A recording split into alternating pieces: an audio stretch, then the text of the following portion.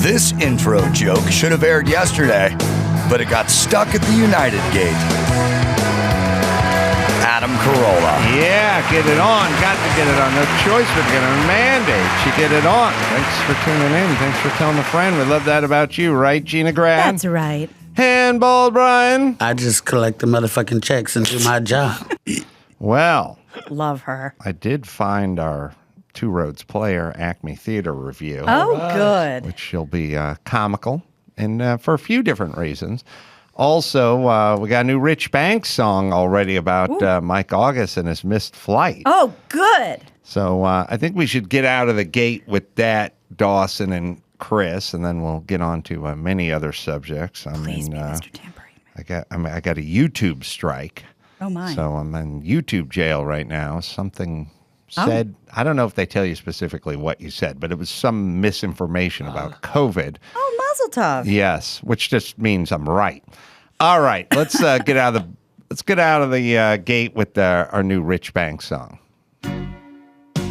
Fine. If you've got some fucking regulation or protocol or time, whatever the fuck it is that says I can't get on the plane even though I'm there, then why don't you fucking explain it to me? So I'm just left there going, ready to strangle somebody. August, shake a tail feather. The plane doors are closing, no flight delay for weather. Loxie and Adam are in the cabin, LA bound. You're gonna hear the plane leave while you're still on the ground. But United decided to close the gates, and August so freaked out. Let me on the jet. God damn it. Oh, the security line fucked him over. He needed TSA pre. He's gonna blow a fuse in his brother's shoes with a bag of hotel TP.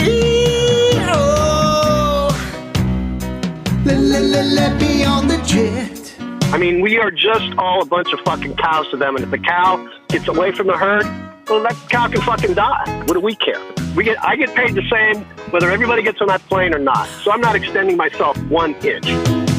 Hey guys, we're all in this together. Ace Man woke up late, but we're finally in the Uber. It's gonna be alright, we got TSA pre. Well, it worked for Ace and Chris, it didn't work for me. They say, where is Mike? We ain't seen him yet. Oh, but he's so damn close. Let me on the jet. What the fuck is wrong with these people? He just made it through security. The intercom screams out his name. He says United sucks. I paid buku bucks to get my first class seat. Oh, let me on the jet. Here I am. You can put me on a plane. And he's like, huh? August missed the jet. And that's on you, fucking United. Some of your employees literally should be exited from the building because they are fucking assholes. Wow, Rich Banks Well with, done. of course, Mike Lynch and Dawson on the lyrics as well. That's the most I've enjoyed that song, the original one. in That's years, right. huh? And such a fast turnaround. Yeah, well done. So timely, so topical. All right, so there's that, and then there's the Found the LA Weekly review, which was in a book I wrote. I knew it was in one of the books somewhere. So I think Chris got hold of Lynch maybe, and Lynch found it.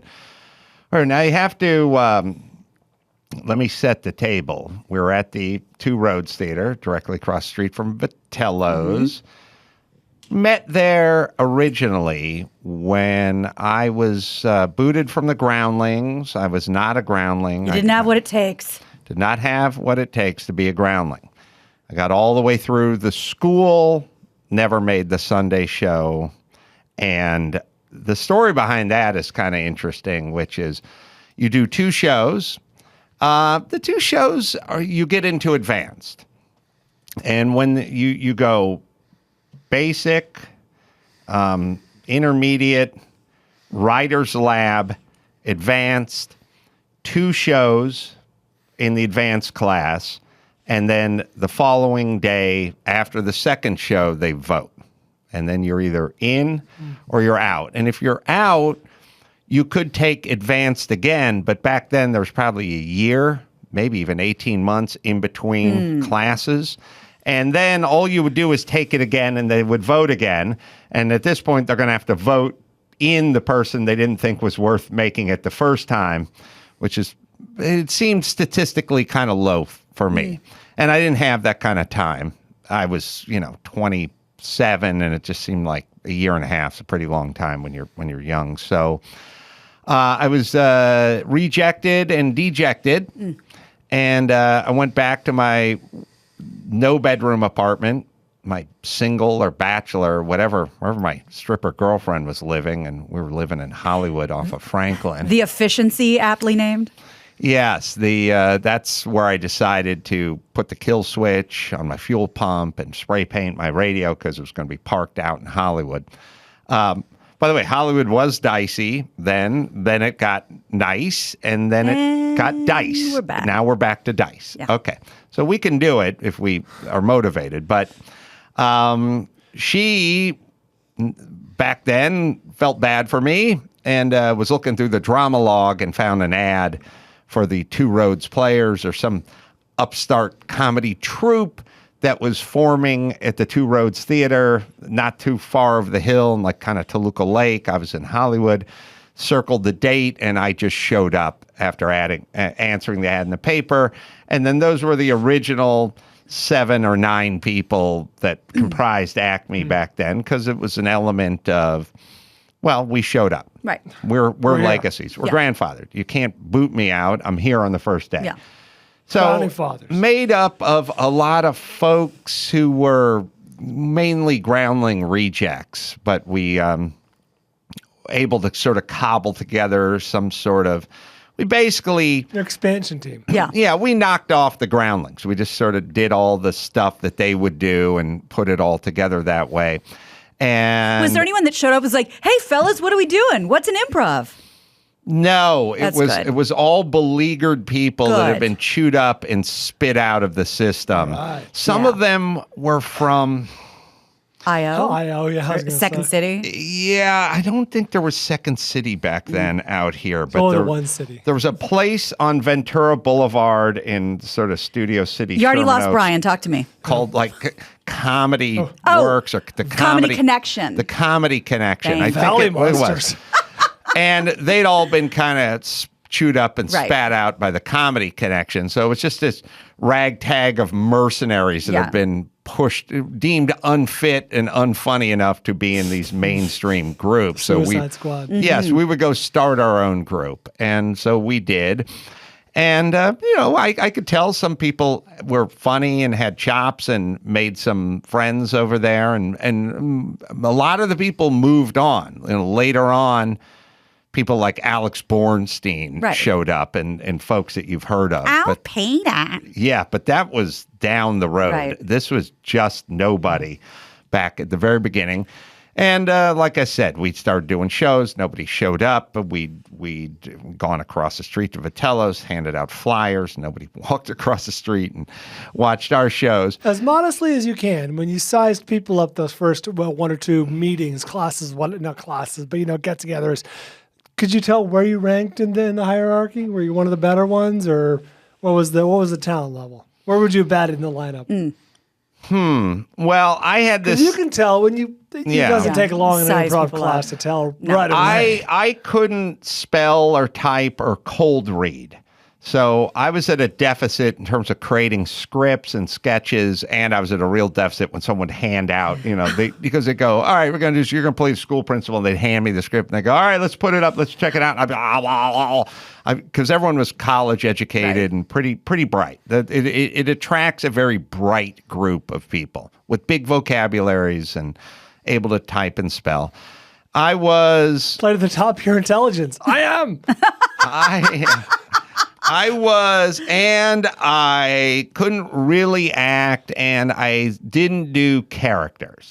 Okay. Strike 8. Enough said. Other than that, How'd you enjoy the I was play, the Mrs. cock Lincoln? of the walk over there. You were like Shaq, no free throws. No, his assists are going to be 1.5 a game. But I was probably funnier than everybody. I had the funny genes, so I had this thing of being like everyone else had trained in the sport, read the rule book, and understood the strategy of the game very well. I was just crazily athletic with no experience in the sport we were playing. But I had the athleticism as a metaphor. I was funny, and so there was a little steep learning curve, and I was ready to take it on. I was going to try to do some characters. I was going to try to learn. I would have to get together with people and write, and they would type and I would write. And that's where Paul Rugg, who ended up in Animaniacs and doing all the voices, and all these other various guys ended up there. And that's when M.D. Sweeney, the director, it was shortly after that when I said to him, what do you think for me? Are we talking sitcoms? Is it SNL? Is it writing? Is it like behind the scenes? Like stand up? Like what is it? What do you see? You've been watching me for 6 months. Give me your advice. Where should I go? And he just went, you need a job. He told me 2 things. He goes, I don't really see you as a performer. I see you as a writer. Mm-hmm. And I'm like, okay, well, I can't write.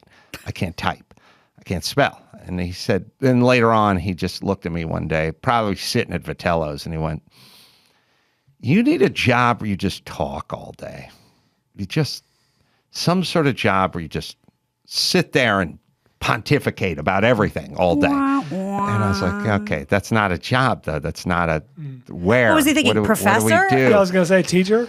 He was literally, he knew he was making up the job. Yeah, he invented was just a like, job. It would be great, like he looks like a genius now. It's kind of equivalent to you going to a roommate who's a chronic masturbator. You need to figure out a way to get paid for beating off. It's like, thanks. Right.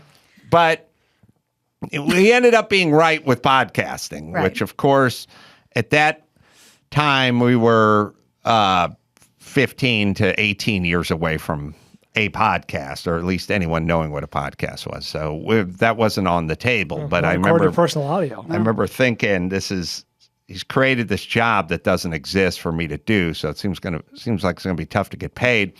But we then went to the Acme Theater, and the Acme Theater was a flooring place, and most places start off as carpeting or flooring places before they get converted. This building was a carpeting and flooring place before I converted it into a studio. But there was that place. It was on Lancashire. They were trying we're trying NoHo Arts District. I was going to say, where would there be a carpeting place in NoHo? Well, it was an industrial area that was kind of dicey, and the valley was starting to get run down, and it was a little scary. And now it's nicey. Yeah, I remember they didn't have any upscale eateries or clubs or anything. And the thing that's funny, actually, is I remember when they went and did the saw cut on the sidewalk, and they started planting all these little sapling trees, which are now big, glorious trees that line the way on Lancashire. But back then, they were just, had the stick with the bungee cord, and they were just, I was like, God. And I remember looking at it as kind of a metaphor, like, I'm going to be dealing with the sapling for the decades, but one day somebody will come in here and enjoy. Now we have the NoHo this. West Shopping Center.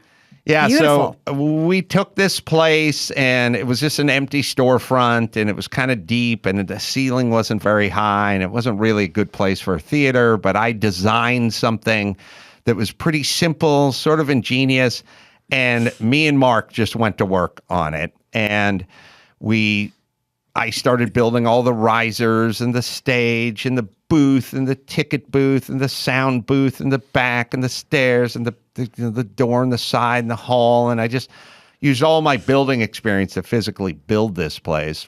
I did have a recollection about this, which is I was remodeling my mom's kitchen in the house that was bulldozed because the kitchen hadn't been done since like 1952 or something, and I was doing it. Here we are, 1990 or something, and I was about halfway into my mom's kitchen remod when we got Acme. And I was like, we got to build a theater, and I got to build this theater. Yeah. I just went nuts on this theater, and my mom kept going, I haven't seen you in 2 weeks. The kid, they got their hot plate sitting on top of a pile of books. It's a shit zone. To be fair to you, didn't she already have her hot plate sitting on a pile of books? It was always a shit show at my mom's house. That's why they bulldozed it. But I was halfway into the kitchen remodel. But anyway, finished the place. I remember we got all the seats from a closed down theater in the West Valley. Okay. I remember going. Did they charge you for them or just No, take 'em? I don't think they did. I think somebody found some theater that was going to be like bulldozed. That was like 30 years old, and they had all the folding theater seats.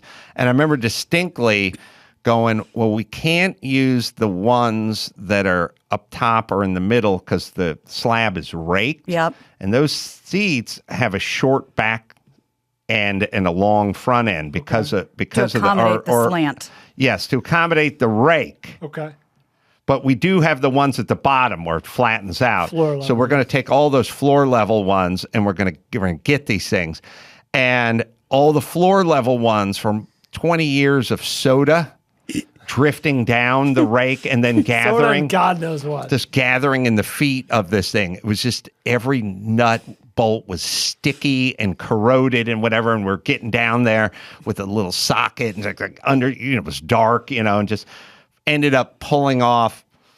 It probably ended up pulling off about 65 or 70 Jesus. seats. From the floor. Threw them all in truck, made major truck trips and then cleaned them up and then brought them onto this series of risers that I built. This and is your mounted own them. late 80s montage. Where's Yeah. the music? That's right.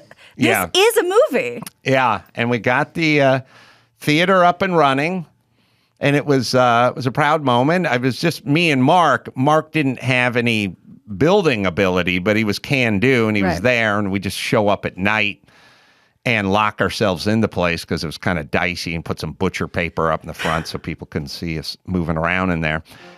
And yes, this was the theme. Somebody's painting across. He accidentally paints your face, and you wag your finger at him. I went and there was a Little Caesars pizza in North Hollywood that did like the 2-for-1. Sure, the hot and ready. And we just go for $7, get 2 big pizzas, and it was Cheers your slice. It was I was working so hard and on my feet so much that I could never get fat, no matter how much pizza I ever ate. So it was always just pizza every single night for for $7. And at the very end, when I got everything kind of situated, then the rest of the Acme people sort of wandered in and would help paint or like hang up a curtain Right. for a dressing area or something like that. But we got it done. We made it nice. The layout was perfect. It was as much as I could do.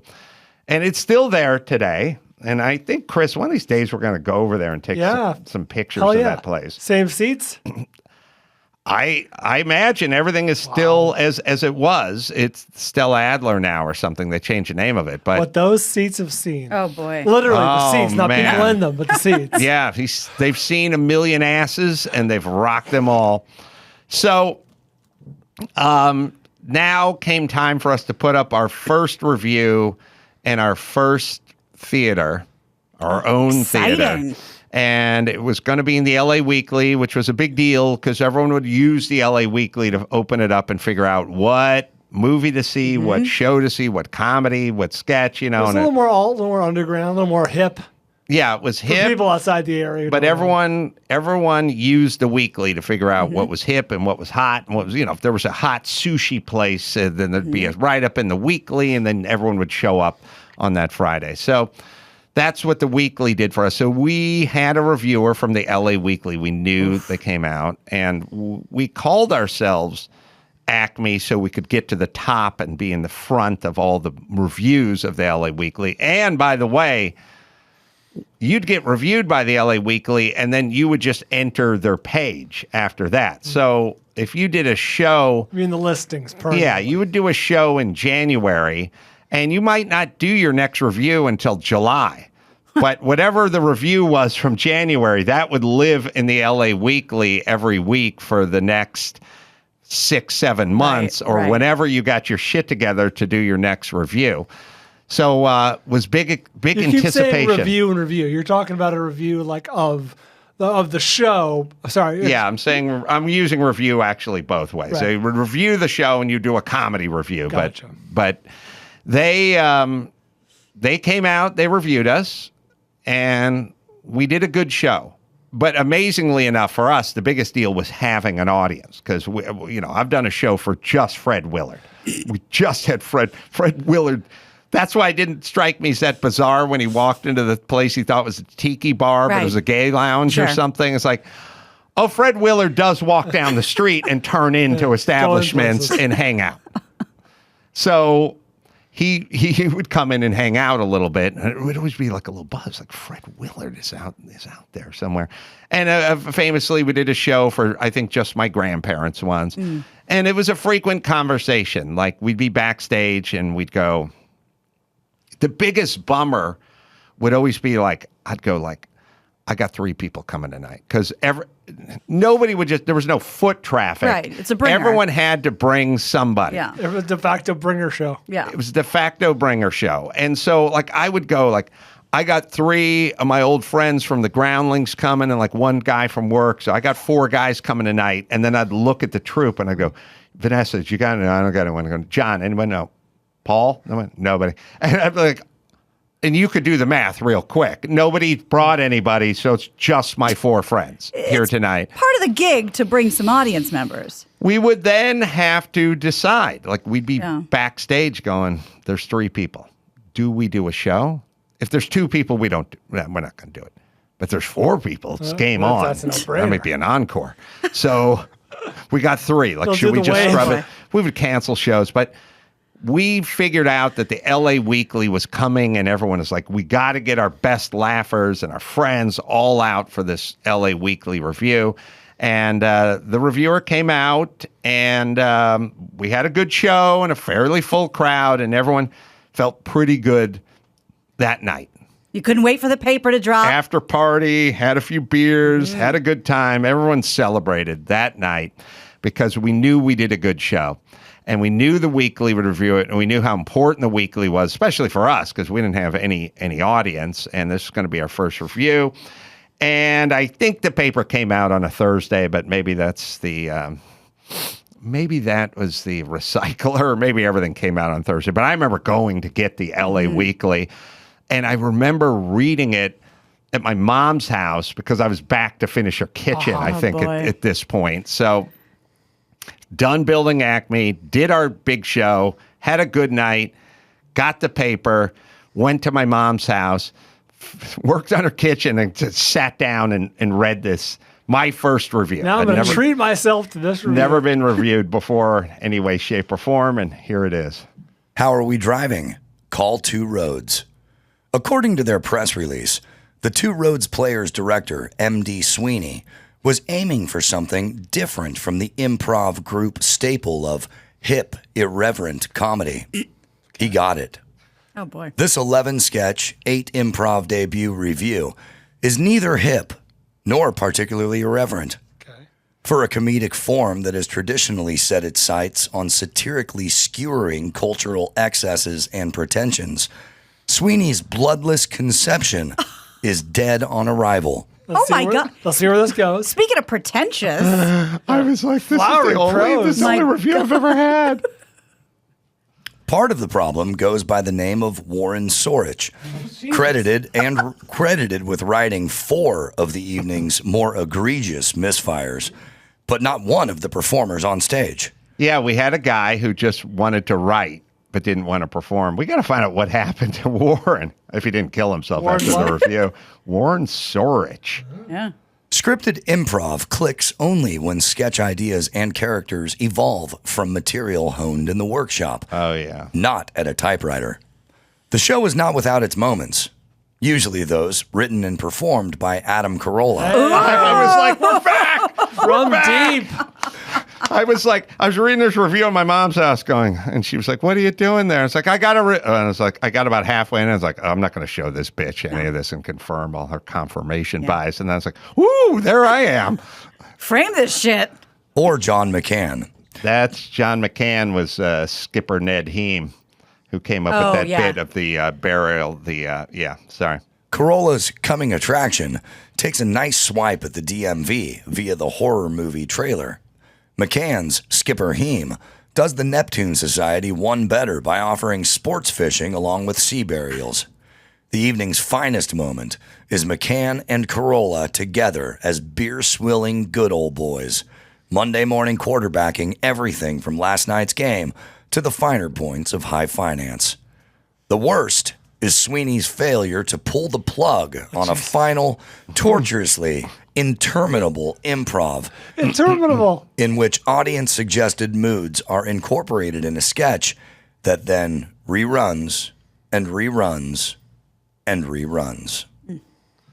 Yeah, so that was our review. Is there more? They spelled Carolla right all the way through. Yeah. That's amazing. See, that was our review, but that wasn't your review. You should be on fucking cloud 9. I had very mixed feelings about going to rehearsal that night. I bet. Knowing that everybody had been devastated. Hey, Warren, how's it going? Wait, where's Warren? I'm doing good. What are you talking about?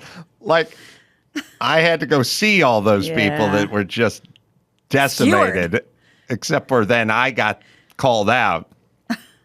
Now, the thing that and I understood about reviewers at that point. That's the one I understood. Because there's a line in there, Dawson, that's right above them getting to me part, where they give this little lecture on how one creates comedy sketches, where they go, Warren Sorich, that guy just wrote sketches. Real sketches and good sketches are honed in the workshop. They're done, with improvisation that then turn into a sketch. You can't do a sketch where a guy just writes a sketch and puts it up on stage. You read that, and then I'll tell you what happened. Scripted improv clicks only when sketch ideas and characters evolve from material honed in the workshop. Okay. Not from a typewriter. Right. Then, 7 lines later, they go on to say the best part of the night was Adam and John McCann doing a couple beer-swilling armchair quarterback. Never an improv, never worked out in the workshop, nothing. I literally went to John McCann, who's a very good writer, and I said, I got an idea. What if we're just a couple of blue-collar dudes, and it's like after work, or we're on the construction site, we're just sitting around having a beer, and we're doing that thing where it's like this guy came up to me and it was like, I'll tell you what I would have done. That guy come up to me. I tell you, I would have looked him down the face. And it started off with that. And then it was like, did you see the game last night? Jeez, they went for it on 4th. I'll tell you what I would have done. I would have sent the field goal team out there. And then it got into fashion. Like, she's wearing a flirty handful of chiffon. I'll tell you how I would have dressed her. And it got into weird financing stuff. And it just got into outer space with the blue collar guys going, I'll tell you what I would have done. And we got into what font we should have used and how to write a proper piece in the New York Times. And it was a funny bit. But the entire obviously honed over the years. The entire genesis of the bit is me thinking of this bit and then calling John and going, write it up. Here's what I got, write up. Never came up in the workshop, never thing. So he was dressing us down about how good sketches are born, and then goes on to cite one that was never born. I was just told to do it. Yeah, doesn't SNL have the model of literally writing a sketch and performing it 4 days later? Weekly. Like, it's not honed over the years or whatever workshopped. It's pretty much written and performed. It's on his feet. Yeah. Well, there it is, everybody. Who is this reviewer? And can we look him up? in next. This is Bill Radin. Bill Radin. Well, we'll see what happened to Bill Radin, and we'll see if we can find out Warren Sorich's. I mean, he could have gone back to selling siding after this, but maybe he worked in the industry. I don't know. I Googled his name. I don't know how many Warren Soriches there are, but there's one credit from 1982 where he was an extra in a movie. So it didn't catapult him into the stratosphere. It is an interesting business in that you have no idea who would be successful and who would never be heard of again, because it's not really based so much on just raw talent. It's kind of like there's some luck and there's some getting in with, and there's an element, there's a who you know element to it. It's not just cut and dried. So I don't think anybody in that troupe would have predicted any success for me. They would have went, oh yeah, Adam is a really funny guy who probably went back onto the construction site. I looked at Bill Radin. He was, it looks like he was still at the LA Weekly from until 2018. Yeah, he's still around. Still around writing. So he was able to devastate many more upstart comedy troupes. Many years. Warren Sorrentine, on the other hand, may have gone a different direction. Yeah. There is one on Facebook. Don't know if it's him. Was he from the Bay Area? Do you have any idea? May have been. I kind of remember what he looked There's like. Warren I don't remember where Sorrentine he's went from. to San Jose High School. Is that him? I can't No, remember. look. The reality was is Open your eyes. Oh yeah, I could kind of see that. I think that guy had a mobile DJ service at one point. Oh. I don't, Chris, am I right about that? I didn't hang out with him that much because he wasn't there. That we were always there working out and doing improv and stuff, and he was writing Literally stuff and mailing it in. mailing it into MD Sweeney. But the Bloodless Conception is dead on arrival. Jesus Christ. I'll never forget those words. Brutal. All right. So, but turned out good for me. Yeah. Let me tell you about fast-growing trees. Spring and summer, time to finally get outdoors. Get your place looking like a resort with fastgrowingtrees.com. Their experts curate thousands of plant varieties that'll thrive with your specific climate, location, and needs.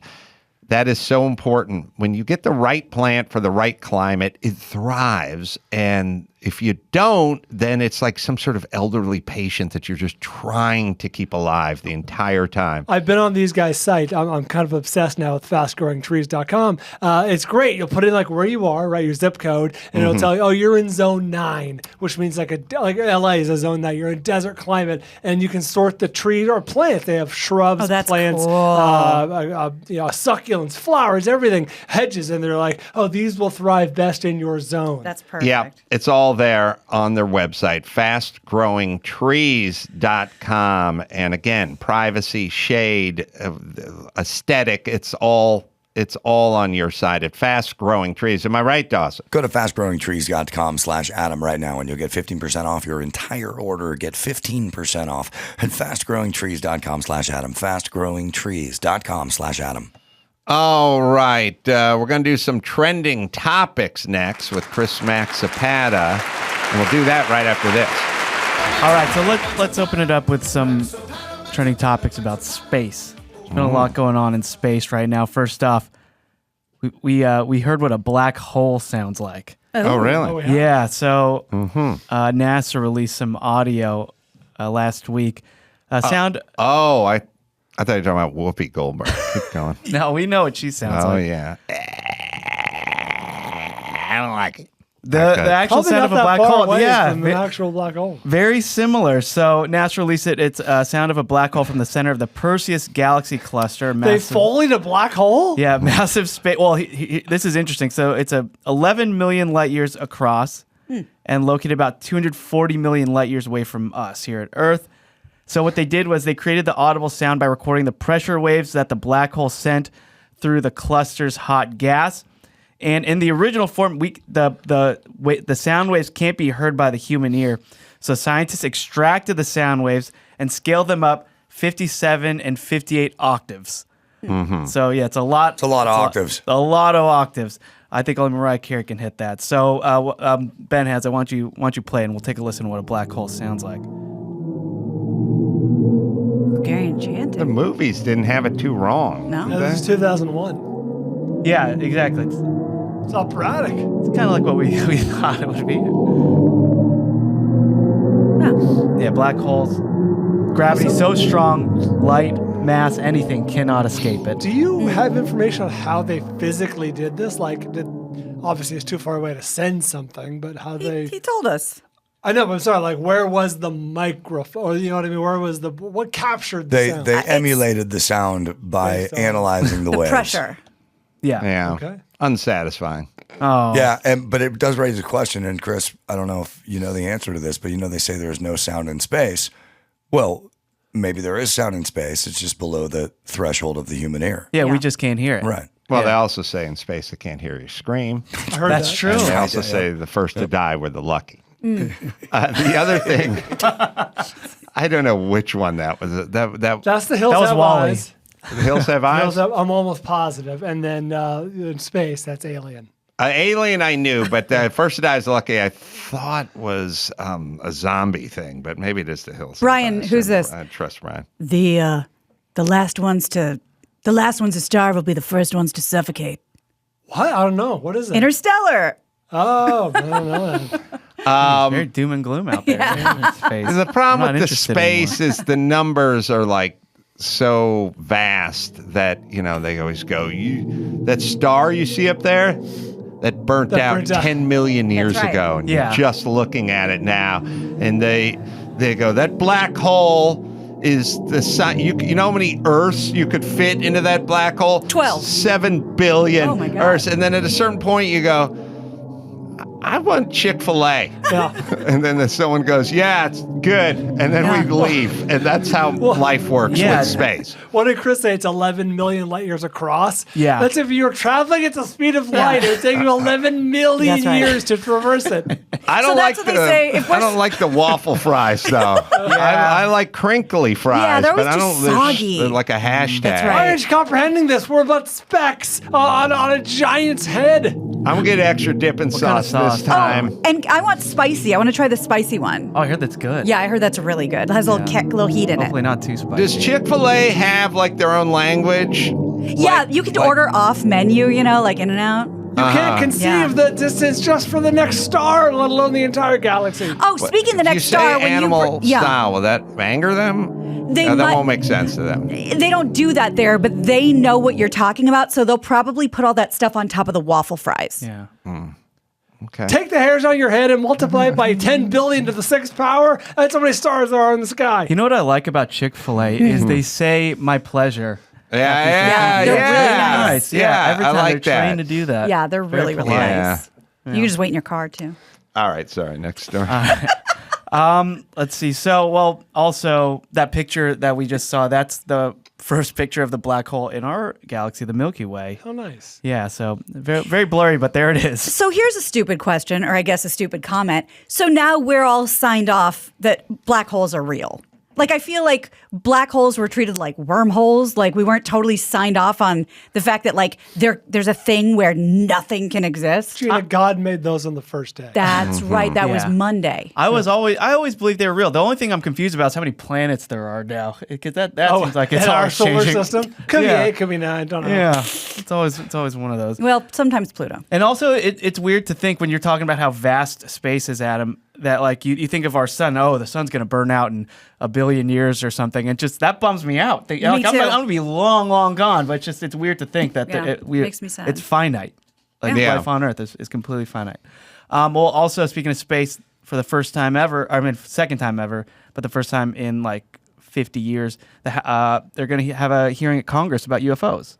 Oh yeah, there's discussion about it, real credible stuff that's coming out now, which I've always found interesting. We have talked about on the show before, but I spent, my entire youth with a lot of discussion about UFOs. There was, grainy footage. There was all the Area 51 stuff. There was all those Leonard Nimoy narrates, and all these weird, scary. There was all that stuff I shared with you guys. Sun Classics presents. Right. We saw it. Yeah, and it was crazy speculation. Yeah. Literally, who built the pyramids? Right. There's no way humans had this technology. Easter it must have been Island. aliens. Easter Island. Showing cave drawings of a stick figure with a round head. Right. Could that possibly be a helmet from an alien that is space from outer space? Absolutely obsessed with outer space and aliens. I mean, look at all the movies that have been made about it. Yeah. And then about 2 years ago, they started to actually get credible footage, cockpit footage. Knowledgeable people were actually saying, I know about this, or the Pentagon's aware of it, and all this shit. And we're like, yeah, all right, what else? I'm going to Chick-fil-A. You guys want something? And it was like, what? I thought we were obsessed over this. We're spent my entire childhood obsessed over UFOs. And then I realized we are so narcissistic now that what the fuck's that got to do with me? Yeah. I mean, what's further away from you than outer space? And when I was a kid, it really wasn't about you. It was like you staring up into the heavens going, Imagine what's next? possible? Yeah. Right. Now Tomorrowland. Now we're staring into a mirror, and we're all buried in our phones, and everyone's texting and tweeting and everything, and it's like, hey, we got no time for aliens. What they got to do with me? But what I would say to that is, hey, are you a narcissist? Do you like being a narcissist? Would you like to live the way you are instead of being enslaved by your new fucking alien overlord? Then maybe start caring. Well, it hit the news.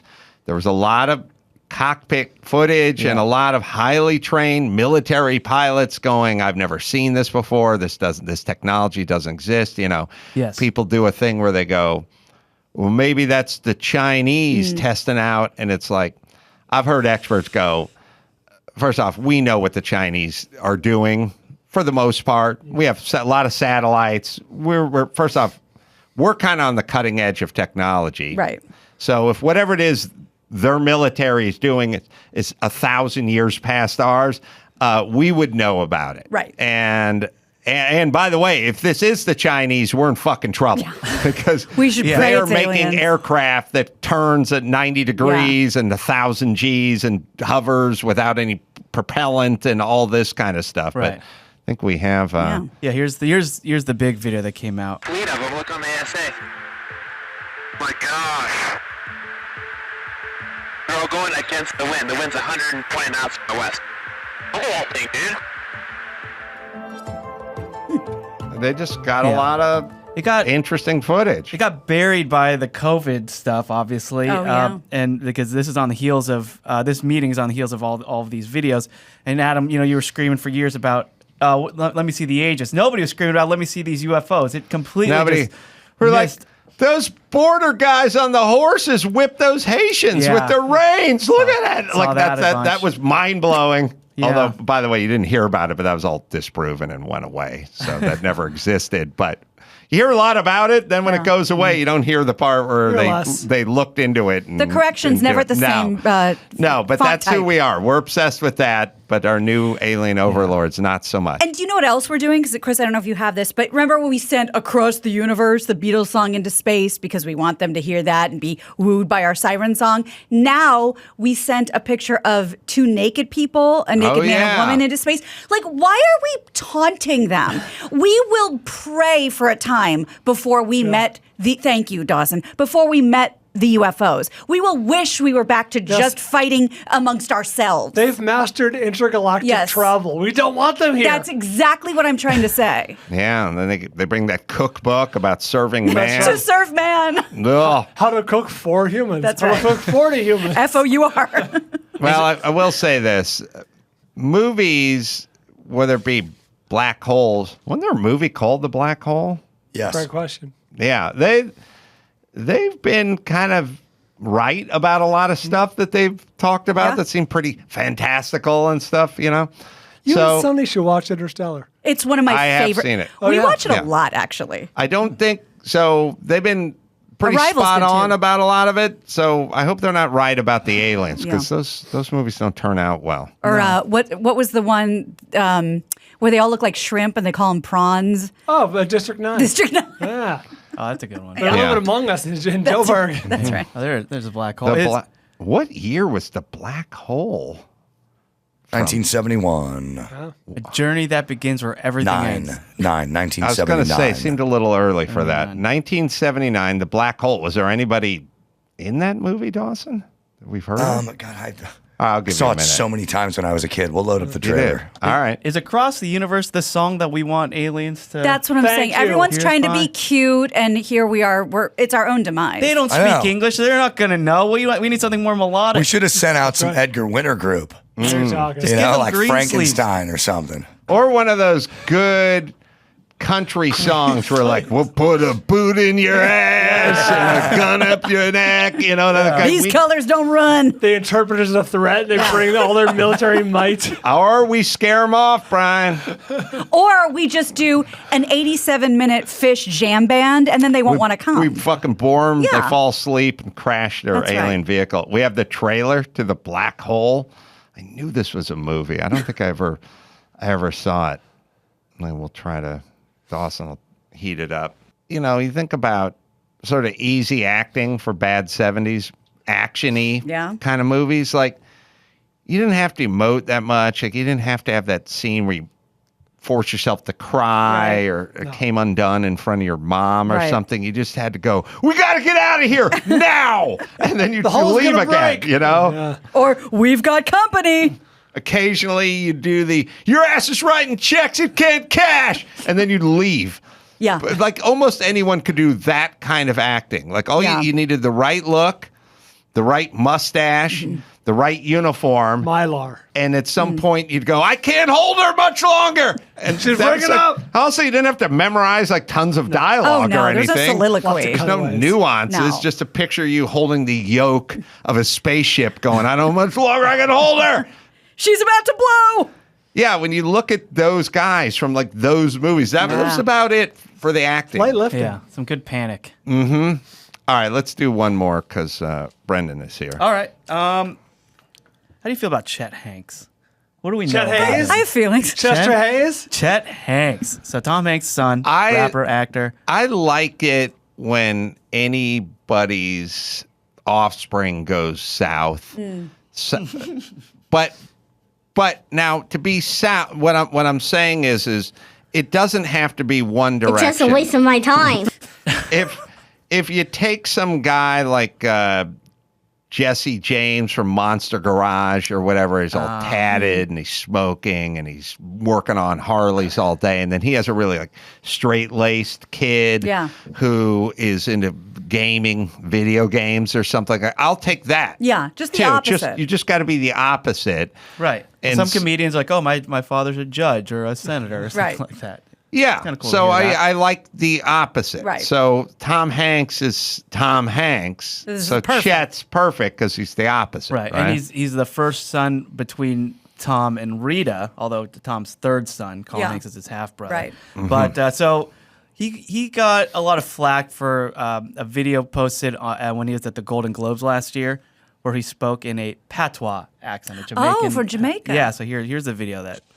Big up the whole island, massive. It's your boy Chetana, coming straight from the Golden Globes, you know what I'm saying? Me father Tom Hanks presenting in a what, soon forward come. Big up, tune in.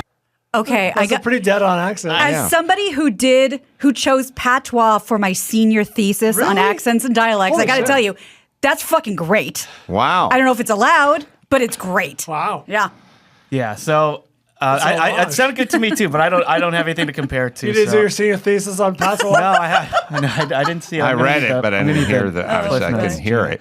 Well, yeah, that's him just being funny, right? Yeah, and just bringing a big energy to something. Well, cultural appropriation is a thing, and a lot of his Twitter people don't come from. agreed. Yeah, exactly. So he was on a show on Showtime called Z-Way, where he was getting interviewed about it, and here's her.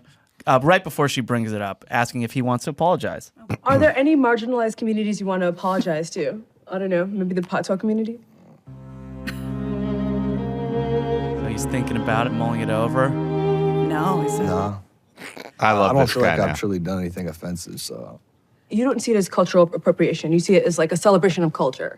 And then it's like social justice warriors can like go kick rocks. Yeah. Wow, well, she said it. Yeah. Awkward silence, takes a sip. She's a Yeah. proud woman of color.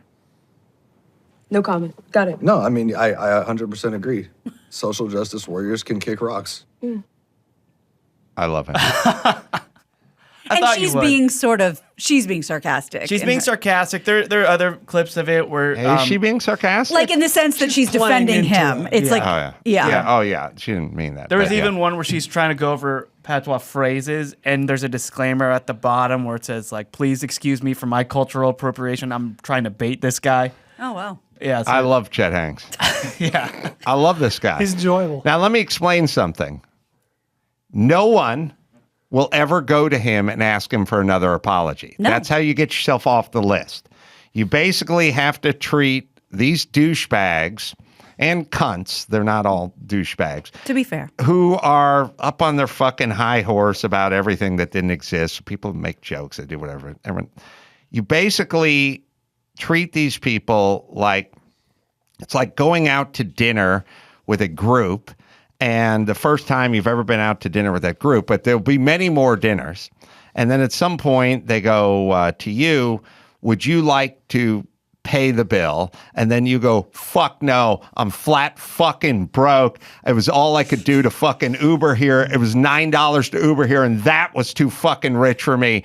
I got a dad who doesn't have dental insurance. I got to fucking pay for his fucking dental insurance. I had to take a fourth roommate the other day in a 1-bedroom apartment. Okay, you do that? You can go out to dinner with these people 100 more times. No one ever look at you and go, have you changed your mind about picking up the check? Now, you may not be invited to dinner ever again, which is what may happen, but they will never ask for an apology because they're fucking weak-willed pussy hypocrites, and they keep going. If you apologize, they just keep going back. They will not ask him ever again for an apology. Good for him. Yeah. Yes. Yeah. She was very upset about it. I know. I don't know. It just feels like it's all waning now. Like I'm less affected by people not apologizing. Like it used to be. I used to just go, ooh, that's gonna suck later. That's gonna hurt him later. But We're now just over it. Yeah, I'm just so We're over it. I'm fatigued on jaded. it. Well, it's the apology. First off, apologies work about as well as masks on a fucking airplane, and that they don't. If it worked, do it. Yeah. That doesn't work. It doesn't get you out of. People apologize and then they get fired. That's how it works, or they get canceled or whatever. So if it was an effective modality to get yourself from the doghouse up to the penthouse or something, but I think people have figured out it doesn't work. And it's kind of like admitting guilt too, right? Well, of course. Oh, yeah. So That's the the whole point. idea. That's the whole idea. Yeah. So Who was the rapper, the Loveline guy? I keep saying Scooby in my head. Shaggy? Shaggy. Didn't Shaggy wasn't- have that? yeah, there was something with Shaggy. Well, Shaggy was an American who rapped, in a very, I imagine, similar dialect. He had, what's it called, Pashmina? Patois. He did that, Wait, he's American? Well, he has a Jamaican. But why did he know. rap that way if he was American? Could be pending approval. I thought Shaggy was like a Marine.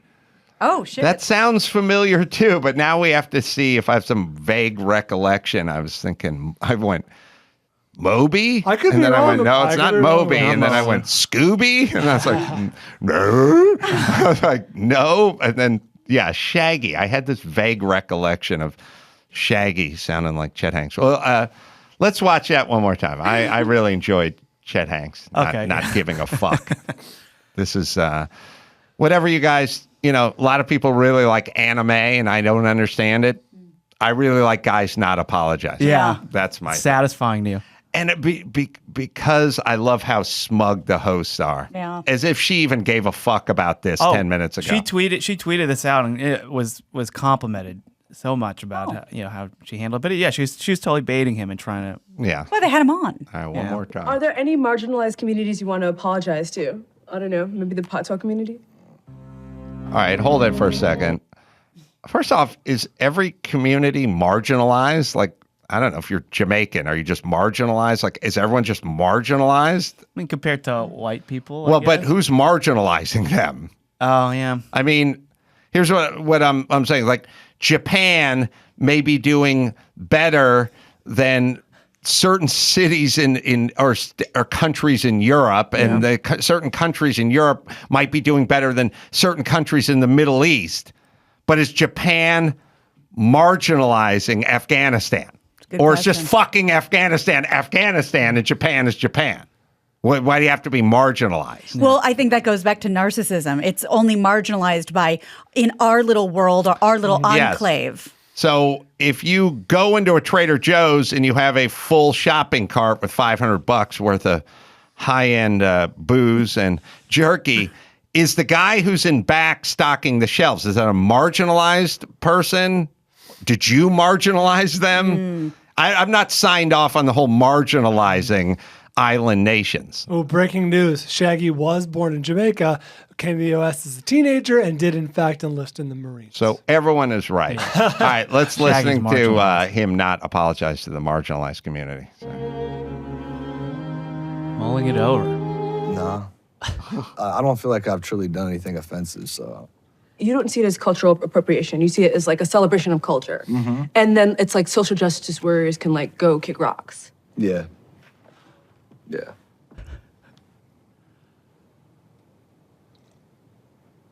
Yeah. No comment. Got it. No, I mean, I 100% agree. Social justice warriors can kick rocks. That's good. I love Chet. So- I told you I love that dude. What would everyone's reaction in this room and out of this room be if he was on the red carpet and started going like, "Oh, Mamma Mia! So happy to see you at the red carpet!" Like, would we I have think it'd be thoughts being about funny. that? I don't. Yeah. I don't. I'm fine with it. Yeah. Yeah, because we got Ferraris. Right, You know what I mean? And Mama Celeste. right. Yeah, And all between the me and greats. Adam, we're 100%. Well, there's one Italian person, so we're fine with it. Okay. Good. No, nobody'd give a fuck. We'd think it was funny. Or like a French accent, sure. right? Or German. Yeah. We can do all the German, whatever. Western Europe is fine. Yeah, you do whatever you want. You'll be celebrated. What about the Swedish chef? I mean, Yeah. you're celebrated. That's right. You just can't. Dude, what I'm saying is the real marginalizing takes place is when we can't talk about Right. groups. We have to Hurricane Flurrigan. we have to Work. we have to include them. This is what you do. It's like, look, if you're not making fun of your buddies, that guy ain't not your your buddy. friends. He ain't Yeah. your friend anymore. You want to be in that group. All right, let's bring it home. Check out the Water Cooler Podcast. Oh, man. I'm offended. Well, there is Simply Safe. Amy is a chronic sleepwalker, and she lives near a 4-lane highway. A few months ago, she was out sleepwalking, opened the front door, but Simply Safe. Their entry sensor caught her, rang a 95 decibel siren from the base station and woke her up before she wandered into the streets. She says it saved her life, and I believe her. Great company, great products, peel and stick. You don't have to pull wires. You don't have to drill and crawl underneath the house or crawl up in the attic. Batteries last up to 10 years, and they're very small. The stuff is very sleek. Backed by the best 24/7 professional monitoring in the business. Less than $1 a day. No long-term contracts. You try it. 60 days.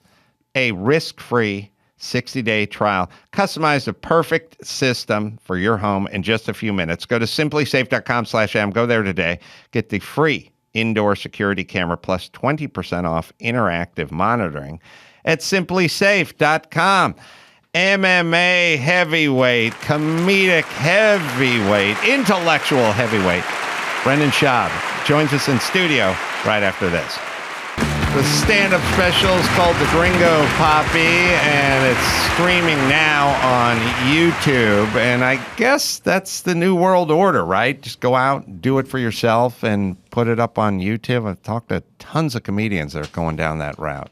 Yeah, it's kind of the new wave, I guess, because if you think about a comedy special, it's different than like the 90s when there was like 5 guys got specials on HBO and Showtime. Now, I've done the big route where you go, my first special was on Showtime. This one, it's like, what is the point of a special? It's like to get the most eyeballs possible. So it's either like if you're a big boy like Joe Rogan or Kevin Hart or Chappelle, you get that huge payday, and then, I'm sure a good amount of people watch it, or you just bank on yourself, and try to get as many people as possible to watch it. So that was the plan. But did you shoot that at the Ice House? No, I shot that in Dallas, Texas at the Addison Improv.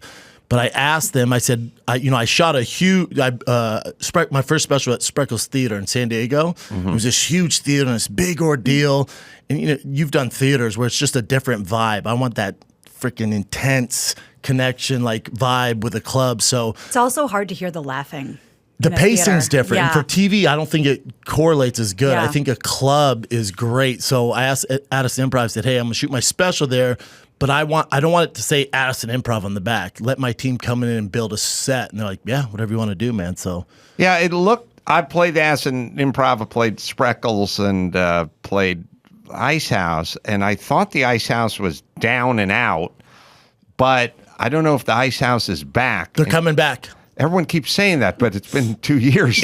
Where are they? 3 years of they're coming back, but they are coming back. Yeah, I talked to one of the managers the other day. They're coming back. They're hiring a staff, and they've redone the entire place. You know, the Bus family owns it now. The Bus, and they've put all the money in it. So if I was a betting man, which I am, I would put all my money on that club is going to take over LA, man. Oh, good, because That's his home theater or home club. Right? I live in La Cañada. There is one goddamn theater that's within 9 minutes of my house, and that's the Ice House, and then the rest is the store and the Improv, and everything's a huge long schlep in the middle of the night.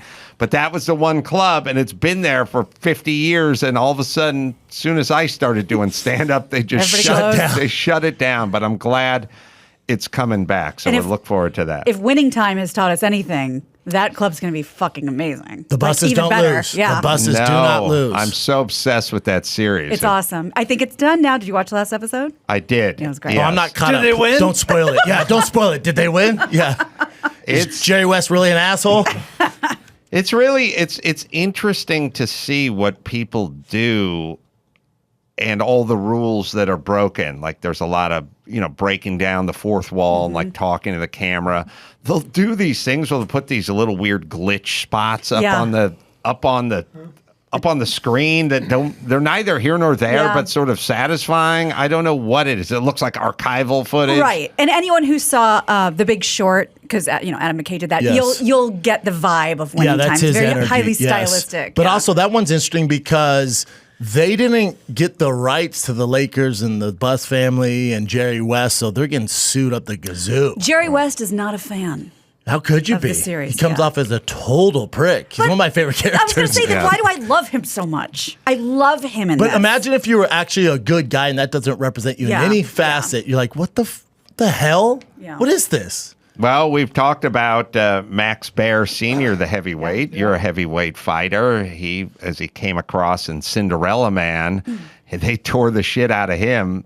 And it was a very interesting story because he did kill a man in the ring and he was distraught over it. He was very distraught over it. And in the movie, they made it seem like he liked it and was now threatening Cinderella Man to kill him in the ring. Well, it goes both ways, right? Because there's Rudy, right? The story of Rudy, which was offsides if you ask me, but there's Rudy who got the sack. 100%. Finally, someone said it. Yes, dude, I speak facts here. Was it a neutral zone infraction, or was 100%, man? He just jumped. Yeah, no, his hand was on. His hand was pat. Yeah. That should not have counted. It's a very flowery depiction of a not so flowery guy. Yeah, so I think they made Rudy look great, and then you look at Vince Papali, with the what was it, Invincible? Yeah, which Eagles. was a Disney movie. Yeah, right. Anybody I know who knows Papali, I'm in Philly next week. Philly, don't kill me. But anybody that knows Vince Papali, kind of an asshole. That's what they say. But in that movie, he looks, he's the, the knight in shining armor. So it goes both ways, man. You played football at University of Colorado, right? Yes, sir. What position did you play? I was a fullback, like H-back. Yeah. Well, you're big for an H-back. I was big. Well, it happened like this because my best friend and college roommate was the starting tight end. He was first team all Big 12. He was drafted in the first pick in the second round, like stud. They went, cool. So we got tight end covered. You play tight end. If you want to play, you're going to have to play fullback. I was like, fullback? Who uses fullback? So like, we do, and you're going to be the tallest fullback of all time. Enjoy this CTE. Right. So I was fullback, and then I was also the wedge buster, wedge breaker on kickoff return. Oh, boy. I was the captain, special team. So we didn't know at the time that movie Concussion didn't come out. Shout out to Will Smith. The movie Concussion didn't come out. So back then it was like, oh, you got your bell rung. And I remember, like in practice, there was a play called, I'll never forget, it's called 98 Power. And it's when, as the fullback, I have to go light up the linebacker. The middle backer, yeah, probably. The outside backer. Oh, yeah, they probably didn't have kick him out. Yeah. They would kick him out. But he knew it was coming. I remember like the whole team would like gather around and watch this collision. We'd watch it the next day in practice. I remember thinking like, good God, man. How was someone like, hey, man, every time you do that, you're getting concussion? And they like loved when my bell got rung. And now I'm thinking about it, I'm like, wow, this was not good. Yeah, there's a lot of it. And I guess in a way, all the concussions and all the head trauma, it's kind of like smoking, and that some people smoke and it never catches up to them. Correct. But most people, it does. There are people that I've had tons of that collision stuff myself. I didn't play at a high level like you, but I started when I was 7. Yeah. And it was full blown, Same. just lead with your head, just everybody all the time. Thanks, Dad. And you try to think about it and you go, is this affecting me? Would I be thinking differently? Some people seem to skate right through it. Other people are devastated. To your by point, it. most people skate by. I think there's this weird kind of urban myth where you get concussions and, CT's such a big deal. Think about all the millions of kids that have played football throughout the years. Is it really that big of a deal? You know what I'm saying? Yeah. I'm someone who comes from football and fighting where it should be the biggest deal. But if you think about the massive millions and millions of kids that play football, is it really that big of a deal? There's horrible outliers like Junior Seau and all that stuff. But in general, pretty safe. Like Webster, who was featured in the movie Concussion. Yeah, there you go. There's some awful examples, but I think those are the extremes. Lineman Mike Webster. I thought he was a center. Well, lineman. Oh, Offensive lineman. I thought you were talking about Emmanuel Lewis. Yeah. What was the thing you When you guys? said Webster, I was like, Webster I was concussion? confused. It's so small. They drop The kick him? Steve. I thought I said linebacker. People were pushing him down. That's all right. The Steelers, there was that. I used to play inside linebacker, and there was that move where the fullback would come at you. An and ISO. You had to step up and take on the fullback, but the fullback had 6-7 yards of Head of steam, and you just had to fill the gap. An Like you have ISO to block, just stand in there, and then the running back would just cut right off of the fullback. So the fullback's going to kick the guy out, and then the running back. It was not a winning proposition. Are the fullbacks and the linebackers the two biggest dudes generally? No. They're usually the meatiest. Usually they're like they're Stockiest. muscular and stocky. That they're like fire hydrants. Got it. Because they want to take that impact. Got it. But the NFL doesn't. College really doesn't either use the fullback anymore. The game's changed now. It's a lot more passing. A lot safer now. It's just sort of faster. Yes. And a lot more finesse. Not as tough, some would say. Yeah, well, it's like That's the meathead in me talking. people aren't wearing. I also have CT. They don't wear thigh pads or hip pads anymore. Some don't wear mouthpieces. Right. If they do, they're just swinging around. No, the they don't. cage. There's a lot of quarterbacks you see and receivers. There's no mouthpiece. It's not a rule anymore. Oh, it's not a rule. You remember they used to check like cut mouthpiece? Now it's like, well, That's You fine. started playing in Pop Warner. Yeah, I started playing tackle when I was 6 years old Where at? in Aurora, Colorado. Centaurs. Shout out to the Aurora Centaurs. And you'd have to do the whole check-in, make weight, because you reminded me with the cup, you'd line it up before the game and you'd weigh in. Because if you're a peewee or a bantam or midget or junior or gremlin, they had a max weight. And if you couldn't, I don't know, you're a big boy. You may have missed. See, the thing is, I was always small. I was always undersized, but really athletic. But I was undersized. I didn't get big till like sophomore year of college. Oh, really? Yeah. Wow. So It was the tap water in Colorado, I think. you made the weight.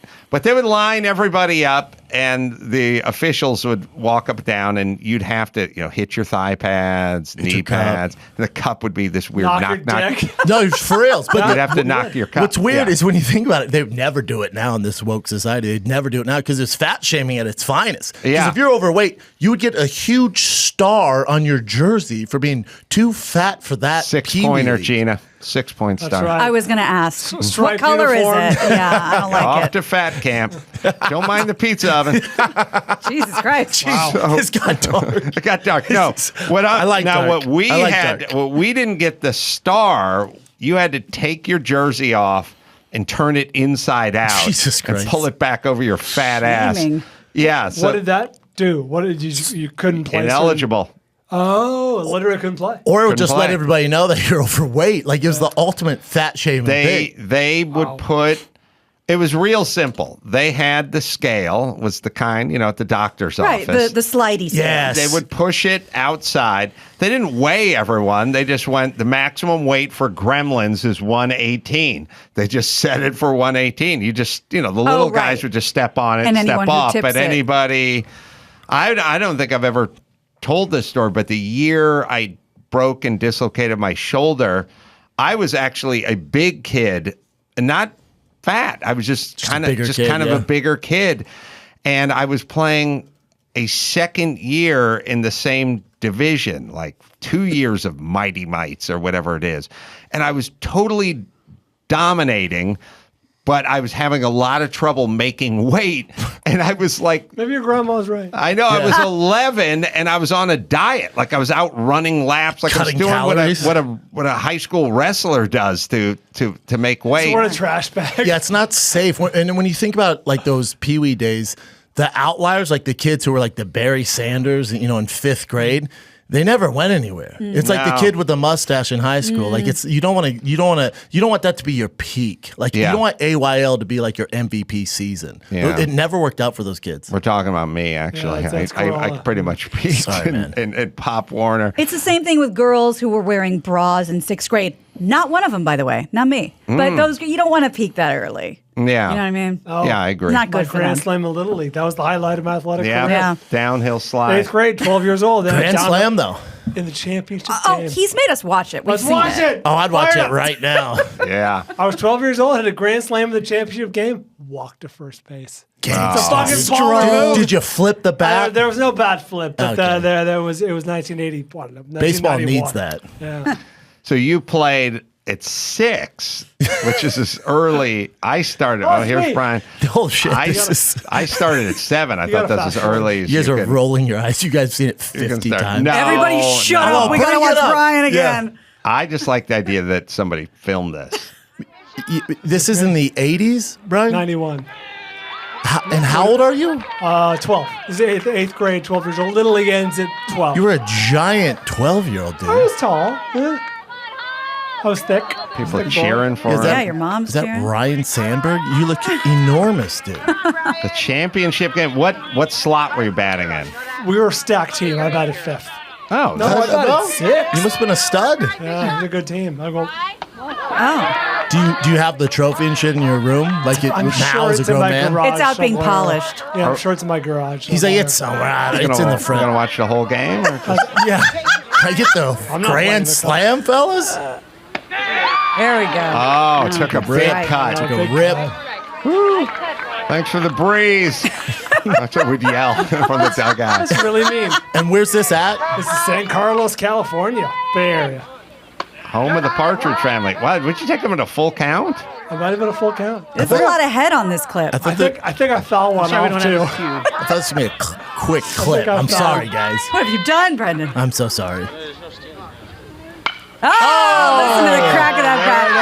Fucking strolling. Walking. And then he started running. Running to first base. Everybody's celebrating him, lifting him on high. And I like the diversity, just all white. Yeah, different White. shades of Yeah. alabaster. I don't see any Puerto Ricans out there, buddy. Did your dad encourage you to play tackle and get you out and play football? Yeah. He loved it. Now, obviously, there's the concussion part. Not back then. Right. I mean, nobody cared. Back then it was like, Got your- it'd be tough. got What your are you bell talking rung, about? walk it off. Yeah. But you get a lot of discipline out of playing football. Hell I think yeah. it is a really miserable sport to practice. It's fun as shit to play in the games, but the practices are Practice the always- worst. Two-a-days? 2 a That's day training camp, 2 days, insane. sometimes 3 days, especially in college, there's 3 days. And then also, they can't do 3 days anymore. Then also in Denver, Colorado, when there's snow and you got to practice in snow, is miserable. Absolutely miserable. Yeah, I always just had heat and smog alerts to deal with because I'm from the San Fernando Valley. I'll take that all day, man. The snow was awful. You would like to toggle back and forth from oppressive heat to freezing conditions. Fair point. Like a New Yorker. You go to Miami, and then come back. Yes. Because Snowbirds. part of football, there was 2 parts of football. One part was to practice football, and the other part was to break you. They just wanted to break you. Like the Navy SEALs? Basically, Less I mean, not to intense. that degree, but that's got why close. Yeah, Yeah. University of Colorado is. I might be a little weird with this. Like I said, I like dark stuff. I used to love when they'd call it dirty dozens, is winter conditioning, and you have a full class schedule, but you'd have to show up at 5 a.m. And from 5 a.m. to 7, they would do these drills called dirty dozens. Well, they can only, I think in Division I, you can only have 112 players on the team. There's like 300 guys trying out for the team. So the only point of that dirty dozen at 5 a.m. was to get rid of the weak links. Wow. And I used to love when guys would quit. It used to drive me. I used to love when guys just couldn't take it and I would keep going. It used to give me energy. I love to see them like narrow it down. Yeah, and I think there's an application for that kind of dedication and motivation that just has this universal application where you can take it to the long days on the road and the work and all that kind of stuff. And I don't think, especially now, we're not focusing enough on that this thing that people worry about because they don't want their kids to get hurt or concussed or whatever. They're so worried about it. How about your kid's a huge pussy when he's 23? Yeah, the life lessons. I'm with you. Like there's so much like grit and just fortitude and like sort of teamwork and all, but it has a universal application once you stop playing, and it just can be applied to comedy. It can be applied to the MMA. It just to MMA. You can do it in any universe, in any application. But also the locker room, like, switching teams in college, you'd always have new freshmen. So you're in this locker room, you got to figure out the dynamic. So you're constantly, just your social skills go through the roof because you got to be a team. So we'd always have new guys in. Maybe this guy's from the hood in 5th Ward, Houston, Texas, but he's my roommate. So we got to figure that dynamic out. So I think that really helped. It's fun. Yeah. I have 3 years till CT kicks in, but it's fun. It's Will you Enjoy me right now. Will you let your kids play? Absolutely, yeah. I will let them, yes, I caveat with this. I will let them play to a certain level where if they don't have the skill, I hate the parents who are like, isn't he good? It's like, no, he's terrible, dude. Go put him in something else. But if he's not like excelling at it, like the juice isn't worth the squeeze, buddy. Like you're not going to Stanford playing football. Like let's find something else to do. How about we play tennis or something like that, Yeah. Yeah, there should be, like I always thought about, there should be a service you can hire if someone at your office has really bad breath or BO who just sort of, the Turk will just come walking through there and go, I need your playbook. Like, we got to come see you in the conference room. Like, we got to just do it. The kid who sucks, dad's not going to do it, but there should be a guy who just watches the peewee football game and this walks up to individuals, puts their hand on the shoulder and goes, look. Well, it's like I'm going straight from here to my son's jiu-jitsu. He's 6. He excels in jiu-jitsu. And his buddy who's in there, he just doesn't have it. So they'll put my son with the 9-year-olds and up. And they always put him just like on his own or with the coach. I'm going to look at the dad and be like, is it really worth the drive down here? Like he's not even paying attention, dude. Yeah. Every week we go through this, man. Every week. Like you're wasting his time and yours, man. Yeah. And then you kind of go, well, maybe the guy who's not so good at it gets something out of it because 100%. He's not so good at it. But at a certain point, it's time to declare a major, and this isn't it. And that was my problem. I should have stopped playing football in Pop Warner. Someone should have. Why do you say that? Didn't you get a scholarship? Yeah, but I wasn't good enough to go and take up the scholarship. I don't think. Did you get a scholarship to Colorado? Yeah, I started off as a walk-on, then earned a scholarship about a year into the program. So I was put on scholarship, and then I had a quick Uber ride with the Buffalo Bills. I was in training camp with the Buffalo Bills. And there's levels to everything, as a kid, like you're looking at the NFL and you're growing up and all your heroes are in the NFL and you think you're just going to get there and it's going to be this huge glamorous thing. And you realize it's such a business. And I'm a sensitive dude. And it broke my heart when I got there and saw how cutthroat it was. I was like, oh man, I'm not like these guys, man. I'm never going to make it. I was like, I could bounce around, maybe practice squad with the Dolphins. I got an offer. I'm like, and do what, man? Keep bouncing around. What's the end game? Yeah, I'm like, I got to move on. Yeah, but move on to what at that point? Selling supplements door to door. That's what I'm saying.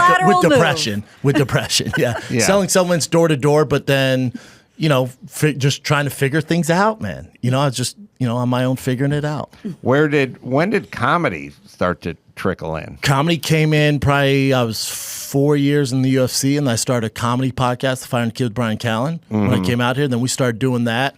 And when Callen and I first met, I was a coach on The Ultimate Fighter. They brought him in to make the kids laugh. And we were talking. I go, yeah, stand-up's always been like my heart, man, my passion. My passion to be on Saturday Night Live. He's like, dude, come to my show tonight. So I go to his show, and then I just had recently moved to LA. He was the only number I had. We met, and he goes, come on my podcast, The Brian Callen Show, which had 7 listeners. And then I go on there, and we have this cool chemistry. And then he was like, man, you can do this. I'm like, you think? He's like, yeah, dude. So we just kept doing it before everyone and their mom had a podcast. And then we started doing live shows with that. And it just kind of took off. And we did one live show at the Comedy Store. This is 8 years ago. We did a live show at the Comedy Store in the main room. And 2 weeks later, we'd start every live Firing the Kid with me telling a story. And that's how Callan, like, loosely brought me into stand-up. He didn't want to put too much pressure on me. He goes, you're just telling a story. And then we're at, like, Chicago Vic Theater. I'm like, dude, my story. I'm trying to think of a story. Oh, Bubba, you're doing stand-up. And I was like, oh, shit. And a light bulb was like, ding. I was You like, didn't realize oh, my it. God. Mr. Miyagi yeah, I was over like, there. You're right. And then when we went to the Comedy Store, had a good story stand-up set there. And then 2 weeks later, Emily from the Comedy Store, I'll never forget this. She calls me. I'm driving my Prius at the time. And she goes, hey, we have an opening, 5-minute set in the belly room. Do you want to do it? And I go, I'm down. Let me call Brian, though, see if he's available. She goes, no, moron. Just you. It's a stand-up show. I was like, oh, yeah, I'll be there. So then it was like off to the races, man. Fell in love. Brian Callen, I know pretty well, and he's always been that way with me, too. He has this a little sort of sincerity mixed with an urgency, mixed with a passion, mixed with very supportive. I told you. And very intellectual. The greatest compliment I've ever had in my entire life is when he's like, nobody's faster than you. And I went, I'm sure there are plenty of people. And he goes, who? And I go, I don't know. And he goes, then you can be the one. And I was like, there's plenty of funny, fast people Compliments out there. are tough. Compliments are tough. I tried to ward him off like 4 times You're because of where I defending come from. against it? And at a certain Finally point, convinced you. at a certain point, he was just like, why not be you? And I Why was not like, you? Yeah, why that's not his you? thing. And I was like, okay. He said it today. I talked to him this morning, but I think he's in D.C. Tonight, Friday, Saturday, doing shows at D.C. Loft. And I talked to him this morning. He's like, what do you got going on? I was like, this. And then I was like, I'm doing Carolla. He's like, wittiest guy you know, man. Be ready to go. I'm like, ready to go? What do you mean, ready to go? What is that? He ready probably to go. treated comedy more intensely than you treated fighting. Correct. He's his intensity about walking out on stage that was probably more intense than you walking into the cage. Yeah, that's fair. Yeah, that's fair. I was 1 foot in, 1 foot out. It's such a to me, what you did, the UFC is the least natural thing to do in the world, but for less than 1% of dudes, it's the most natural thing to do in the world, which is scary. But that doesn't seem like Brendan. Those are the guys you're facing. Yeah, right? you're like a cool, normal dude. Not violent in any facet, not aggressive. It's this theme in my life where it's like, growing up, I grew up in predominantly black neighborhood. So it was like, to be cool wasn't to be the funny kid, which I was always the class clown. It was like being good at athletics. That's how you got girls and got friends. So I was like, all right, I'm going to wear cleats to school. So I wore cleats to school and everyone made fun of me. Like, wait till recess comes, dude. We'll see what's up. So that was like this double-edged sword where I was really good at sports, but I wanted to be a comedian, like be on Saturday Night Live. And then with the UFC, I'd watch the heavyweights. I'm like, God, with a little training, man. I was selling supplements door to door, mind you, miserable. And I was like, man, with a little training, I could beat these guys. I know that. So a little bit of training. Then 2 years later, I'm ranked in the top 10 in the world. And I remember sitting in my hotel at the MGM Grand. I was about to fight at the MGM Grand that night on the main card. I'm thinking, what the hell am I doing, dude? How did we get here? I have a double major. Like, use it, man. I just remember being so mad at myself. And you're never going to be heavyweight champ if you're not all the way in. Because the guys I was facing, they're all in. They have no other options, man. Right. They live, breathe, eat that. That's their thing. And for me, I just remember, like, my coaches used to tell me in training, like, you got to get meaner, man. You're too nice to these guys. You got to get meaner. I'm like, I can't. I don't know what to tell you, man. It's just not my thing. Yes. I'm like, all right, let's see how it goes on Saturday night. And, I won a lot more than I lost, but it was never the end game for me. I never, visualized myself and identified as just a fighter. It was always like, all right, this is just a shuttle to get somewhere else, man. So as soon as that Firing the Kid podcast started gaining legs, I was out. Couldn't get out fast enough. Yeah, I always would put it this way, because I used to teach boxing a little bit. I always would say, 9 out of 10 people, you punch them and they go, fuck, that hurt. I don't want to get hit again. But the one guy you hit, he goes, I'm going to fucking kick your ass for hitting me that way. I've never felt so alive. There's like a small group of people that kind of work with it. And they kind of go, oh, I feel it's like, I don't know, chicks that want you to strangle them when you're fucking them. It's not everyone. Yes. But the 1%, they're into it. Yeah, it's good. I mean, they like it. Yeah, you just can't carry it over into every relationship because then you go to jail. Yeah, you know? sure. Yes, that's you how can't this treat works. every place like the Octagon. But especially the bedroom. No, what I'm saying is there is a small percentage of guys who, when you hit them, don't go, fuck, that guy hits hard. They go, I'm going to fuck that guy up for hitting me. And those are the guys who seem to do pretty well. My thing was my coaches knew I was terrified to fight, so they knew how to talk to me and go, it's just an athletic competition. Go in there and just outpoint them. It's like, yeah, you're right. And then I'm jogging around the mat and I step on warm blood from the previous fight. Like, right.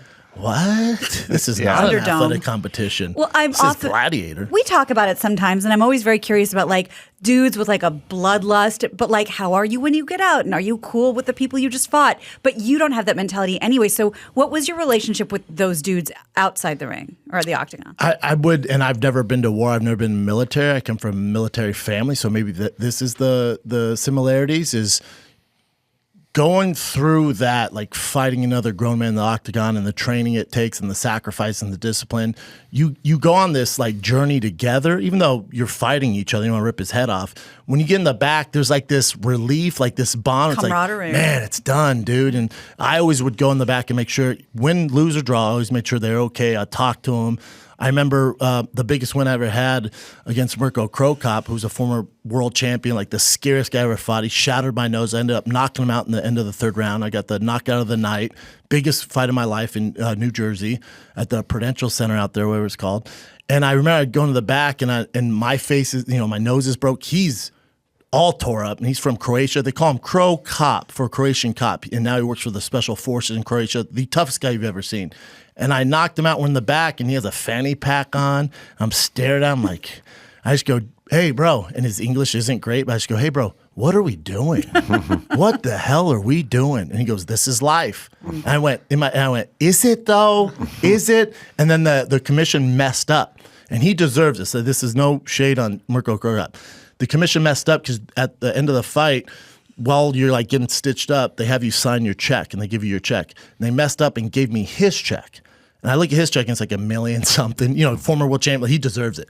And I'm like, oh, shit, this is cool. I'm like, oh, no, we're sorry. This is for Mirko. And I'm like, oh, and they give me my check, which was $16,000. And I was like, holy shit, what are we doing, man? That was like the first real like critical moment for me where I was like, you got to get out, man. Like, look at your face, dude. What are you doing? There's more than $16,000 worth of damage probably with that broken nose. Man, heartbreaking. But you knew you had options, even if they weren't clear. You knew there was this kind of thing in the back of your head that went, I can make people laugh. You were class clown. Yes, sir.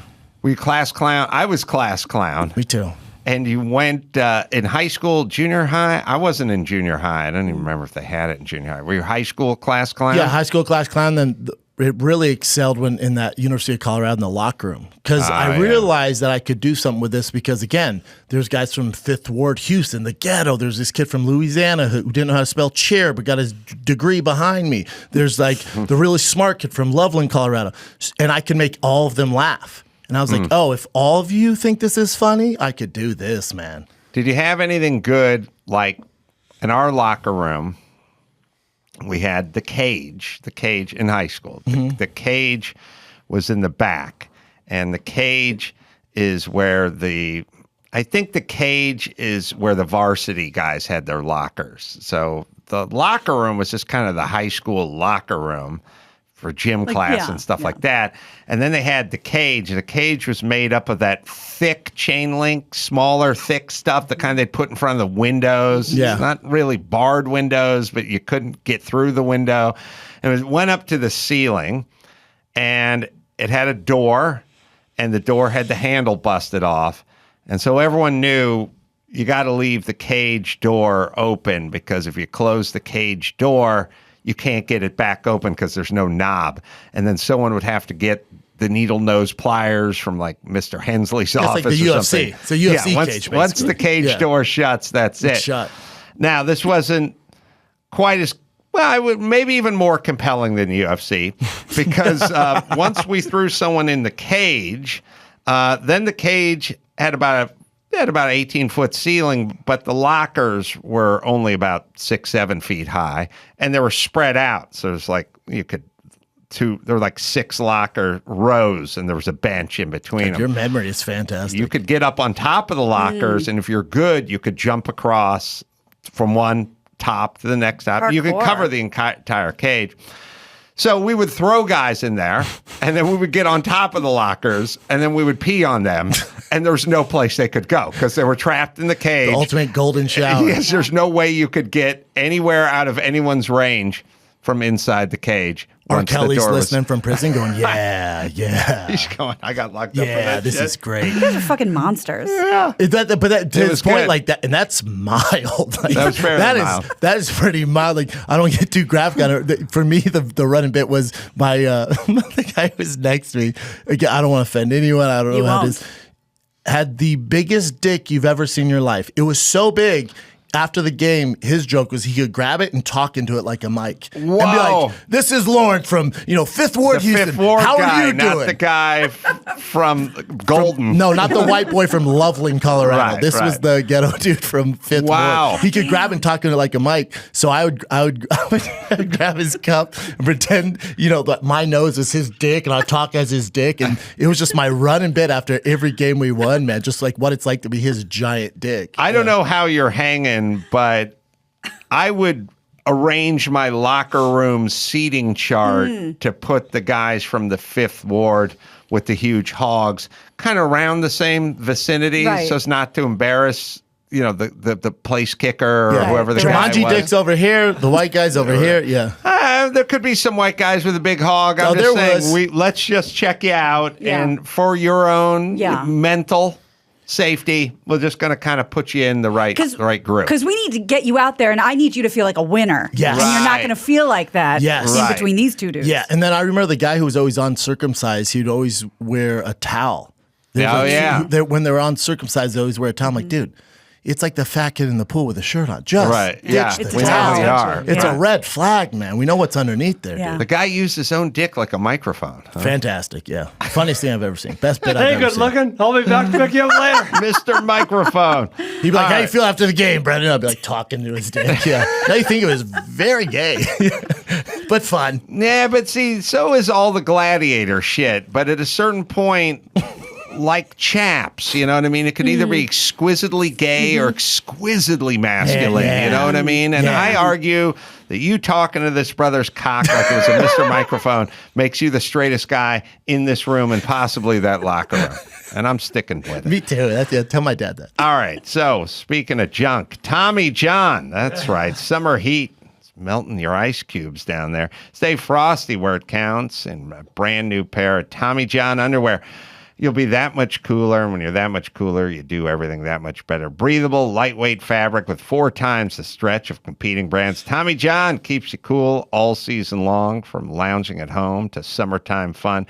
You actually are 7 degrees cooler than you would be in cotton with the Tommy John Apollo underwear. Tommy John doesn't have customers. They have fanatics. Over 17 million pairs sold. I'm wearing mine right now. You literally, once you get on to Tommy John, you do not go back to what you're currently wearing. It's the best pair you'll ever wear. Or it's free. Guarantee, right, Dawson? Shop TommyJohn.com/Adam right now for 20% off your first order. Get 20% off right now at TommyJohn.com/Adam. TommyJohn.com/Adam. See site for details. All right, we'll take a quick break. Come back with the news and Brendan Schaub right after this.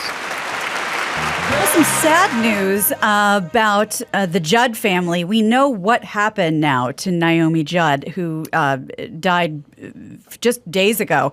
Ashley Judd went on Good Morning America Thursday morning and said her family agreed that they could share what happened. And pretty much all she said was Naomi used a firearm. Oh, boy. Yeah, she and her sister Winona announced on April 30th that they'd lost their mother, quote, to the disease of mental illness.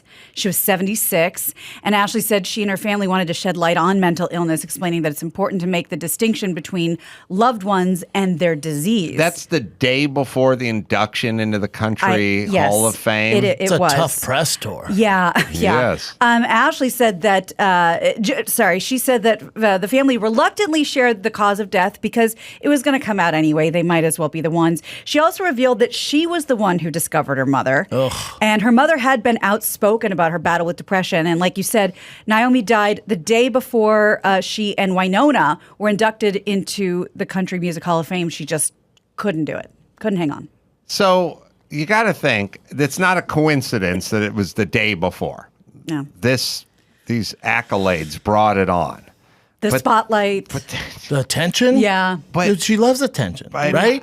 It seems so weird. First off, just killing yourself. I haven't looked at the chart, but if you don't kill yourself by the time you're 25, it normally just is a steep decline. Like people don't kill themselves in their 70s. You're distraught over a relationship when you're 19. A lot of guys kill themselves. Women, not as much. They don't use guns that much. They don't do it in their 70s. They rarely ever do it before an induction into the Country Hall of Fame. Almost never. She is That's literally aggressive. the only person that's ever been in this category. She's an outlier. So then you go, all right, it was being not the induction into the Country Music Hall of Fame. It had to be that. But then, and I get depression, but a lot of people who are depressed are not depressed when they're winning in Vegas or something, or It's a accepting weird time to do it. an award. It's like the athlete who's used to having the fans cheer him on. He kills himself after he retires when it's quiet and he's alone in his apartment. He's not going to do it before a Hall of Fame induction. Right. Yeah, it'd be a weird time to do it. That's a weird time to do it. So we brought up Junior Seau. Didn't he shoot himself in the chest right before? He did. And he shot himself in the chest so they could study his brain What I'm because he saying- knew his CT. He didn't at the time. They didn't know exactly what it was, but he shot himself in the chest and goes on the note was like, "Study my brain, man, because I'm not wired the same. It's not good." But my recollection is it was shortly before his Hall of Fame induction, and his kids lobbied to speak, and the canon was wishy-washy on it.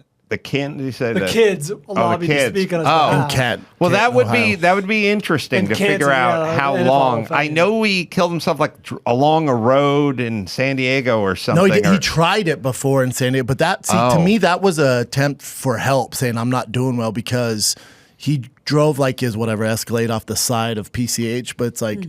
It's like 4 feet, dude. Like, Right. What are you doing? Mm-hmm. And then he did the real McCoy, like 4 weeks later. So that first one I think was a cry for help. Yeah, I don't know how long such a shame. before, and I don't know. I mean, he's a first ballot guy for sure. Oh, 100%. So it's 5 years after you retire, I think, in the NFL.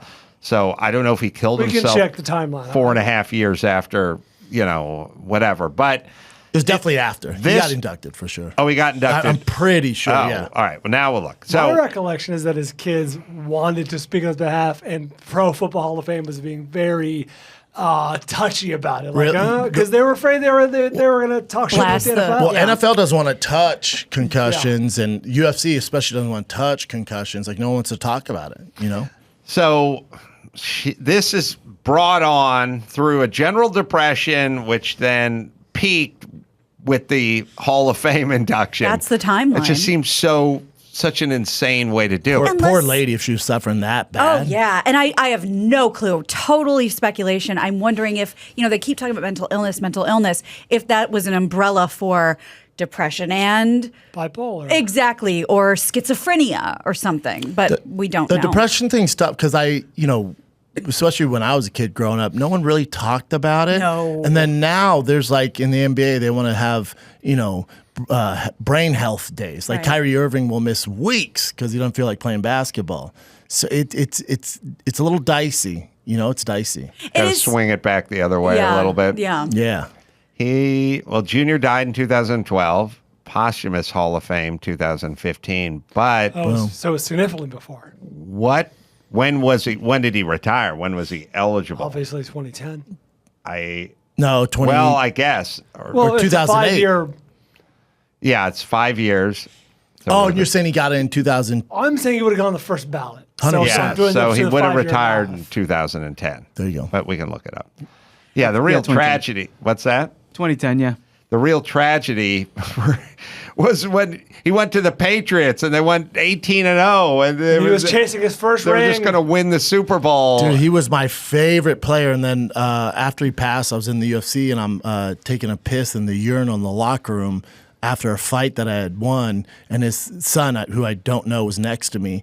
And we start talking, and he's like, "Oh, yeah, my dad was a Junior Seau." I'm like, "What?" I was like, "Dude, that was my favorite player." And he's like, "My dad was a fan, man." I started crying. Wow. I started crying, yeah. Yep. Well, I heard this story a while ago. I can't remember what he did it on, but Moby was on some podcast talking about when he thought about killing himself. And it was, I might be getting some of the details wrong, but he's in the best penthouse, maybe in Paris for like the European MTV Awards. And like he was on top of his game, highly celebrated, like, you know, whatever, penthouse, and just thinking like, this is what I've been waiting for. Like, is this it? Is this all there is? And he thought about jumping out the window.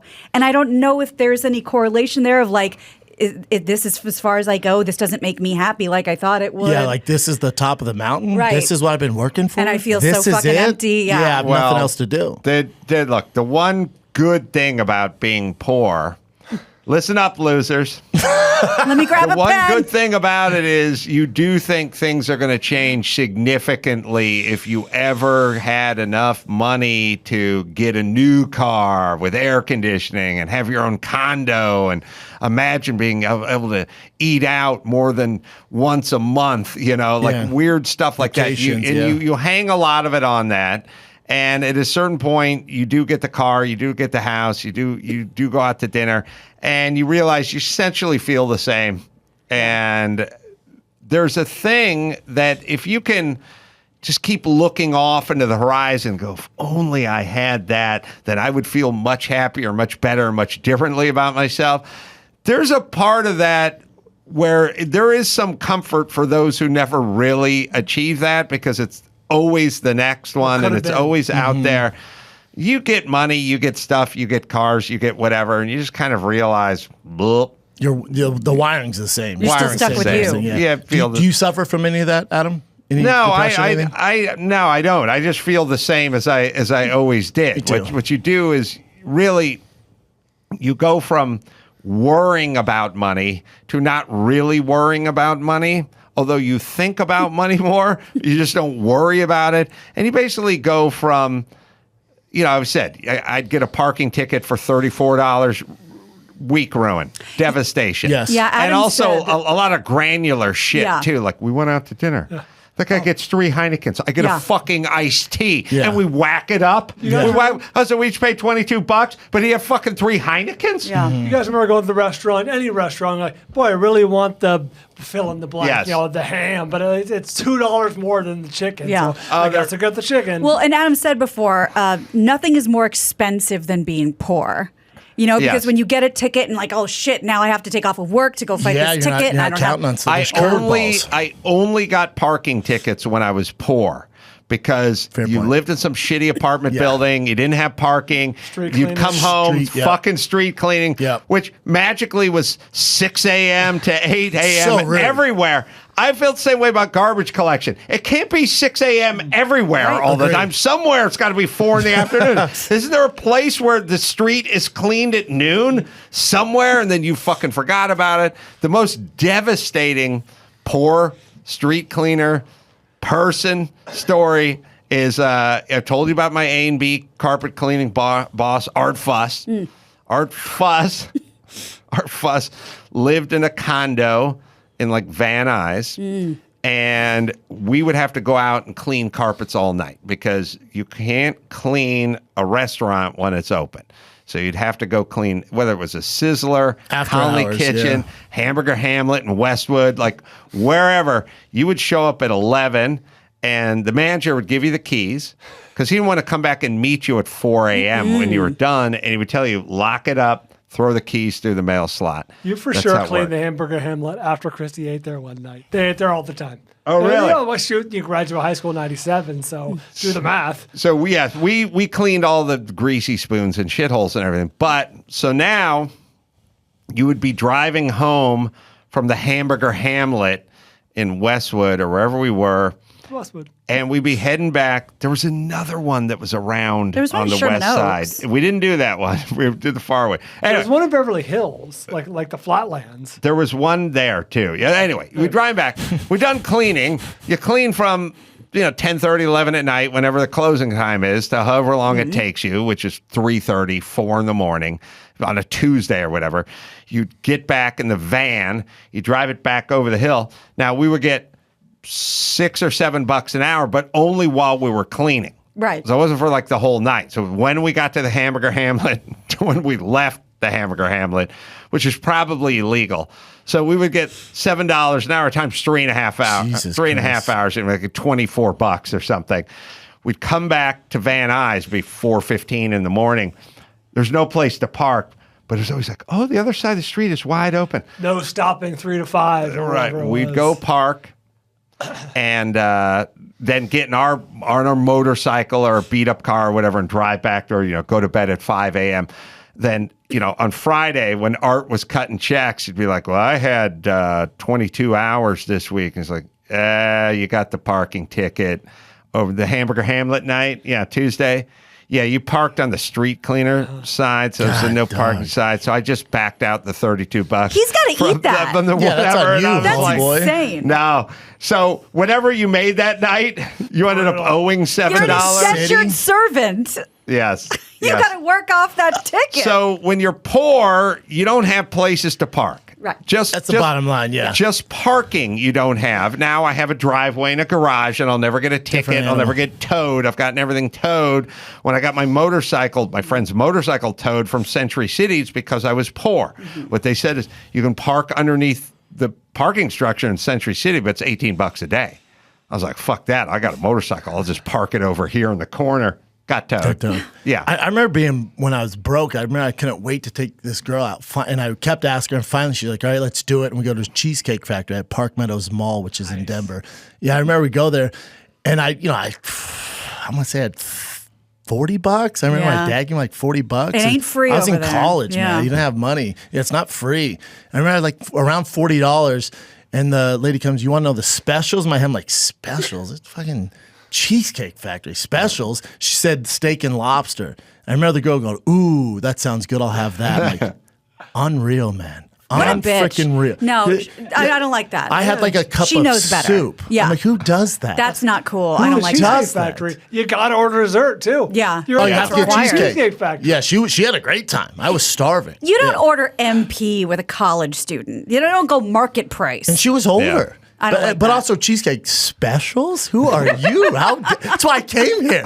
First off, their menu has 177 items on it. Yeah. Do we need 3 Find more? something. Yeah, you find something, and then that was the other poor person thing, which is when you could go out, it was like appetizers, or we could get a glass of wine. That's right. When you don't get a drink, you don't get a No. cocktail and an appetizer. That's way too Yeah. fucking What are you, much. Mr. Monopoly? So when you make money, you stop fucking fretting over that. But your general baseline happiness, satisfaction, what have you, remains the same. Although you do get a bump from accomplishing shit that made you the money.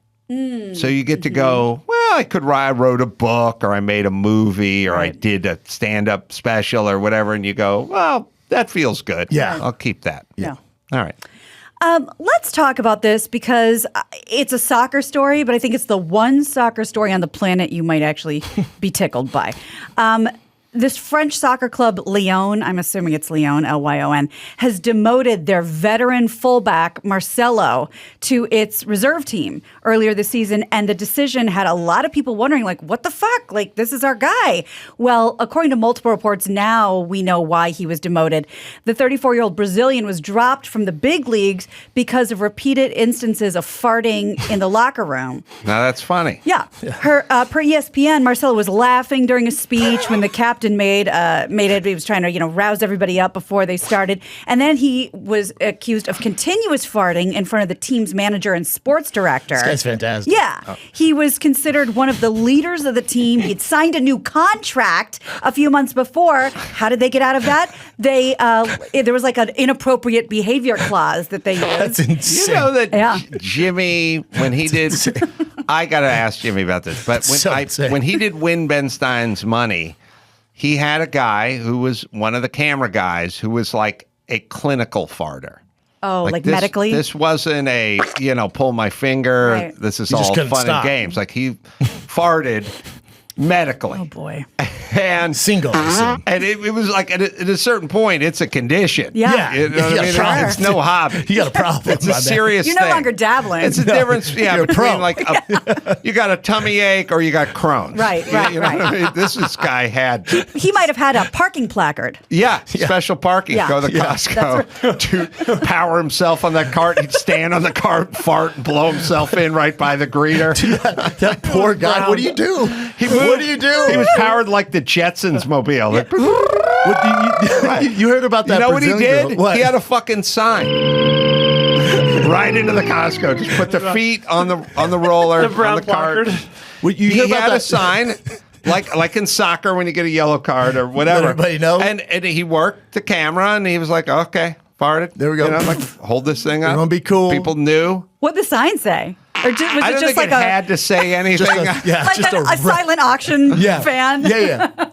Yeah, like what's hanging in the window of the Moyles office. You know what I mean? Nothing. We know who he is. got it. He's a Moyle, right? Wow. Once it was understood that when this guy raised the sign, back up. you It was backed on, yeah. out, then people knew. There was a girl recently. It was one of the current events on our show where she was this beautiful like IG model, and she had this new boyfriend. I think he was a professional soccer player, and she held her farts in around him, even though they're on a boat. It's like figure it out, man. Right. Use the silencer on the. You'll figure it out. honk the horn. So yeah, I mean, Turn the Caribbean into a jacuzzi. we're talking. Use the bubbles, girl. Get in the hot tub. So she held her farts, and then held it for so long she had to go to the emergency room. Yeah. Like, it got so bad. It's like, what are you? I mean, come on, man. Like distended belly and the whole vibe. And also, Which was more embarrassing. You got the soccer player. She's a model. You want to have sex out on the yacht, but you can't get plowed when you're holding one back. Impossible. Yeah. Mission impossible. Virtually Mission impossible. Yeah, that will It's knock science. it. That will knock it loose. Yes.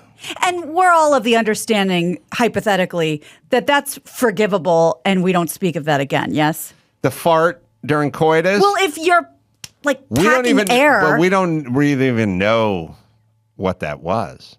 Oh. I pretend it just Because never there's happened. Got it. queefs and then there's farts. Oh, sure. Okay. I blame it on- I wasn't distinguishing. No, I blame it on CT. Right. Yeah. CT flared up. I don't know what you're talking about. That guy from the Fifth Ward who used his hog like a microphone. He definitely ain't here. He's He'll so far knock away. a fart out of a chick who's in the next room.